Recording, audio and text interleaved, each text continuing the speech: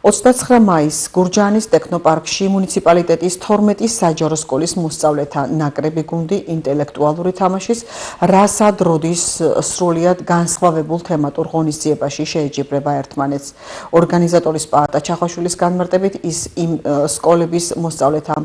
დაპირისპირება იქნება, რომლებმაც საგაზაფხულო სერიის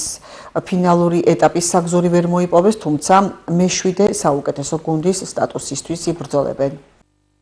29 მაისს გვაქვს საინტერესო ერთდღიანი თემატური თამაში სასკოლო ლიგის გუნდებისთვის. ამ თამაშის იდეა ეკუთვნის მუნიციპალიტეტის მერიას, რომელიც ორგანიზატორია მოგეხსენებათ ჩვენი სასკოლო ლიგის თამაშების, გაზაფხულის სერიის მთლიანად და ეს თამაში იმითაა გამორჩეული, რომ მსგავსი ფორმატით პირველად ტარდება, ანუ ეს არის იმ გუნდებისთვის, რომლებმაც ფინალის საგზური ვერ მოიპოვეს,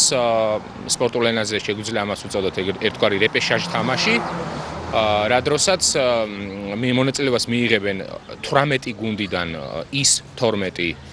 გუნდი, რომელმაც ფინალის საგზური ვერ მოიპოვეს და ეს თამაში მთლიანად იქნება შემეცნებით თემაზე, მეცნიერების, ტექნიკის, ტექნოლოგიების და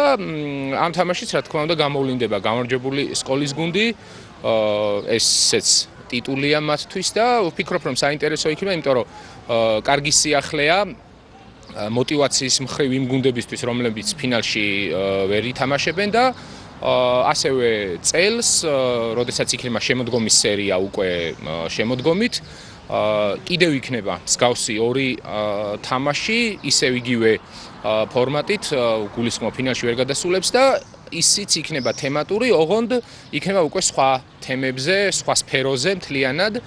რომელიც ასევე საინტერესო და შემეცნებით იქნება მონაწილეებისთვის.